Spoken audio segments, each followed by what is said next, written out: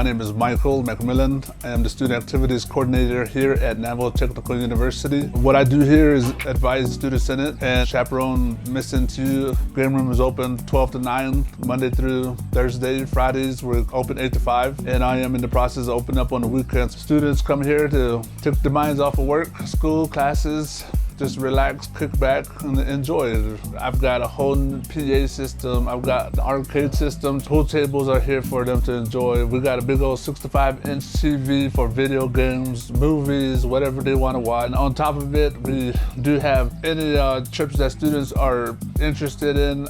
I do my best to get it done. The thing that's required is students, 2.0 GPAs, and no incident with Navajo Tech. Go to class, enjoy class, keep your grades up, because you never know what's going to be there tomorrow.